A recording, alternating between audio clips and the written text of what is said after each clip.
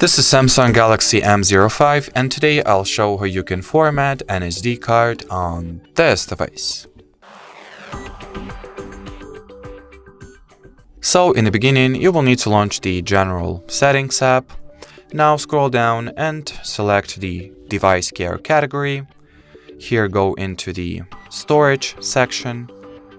Then make sure to select the SD card instead of storage, so scroll this Manage Storage breakdown to the left to open an SD card. And from here you can tap at those three dots, press Format,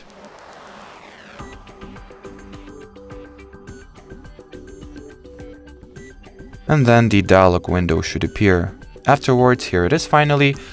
So simply tap at the Format option here and the formatting procedure should be completed right after that.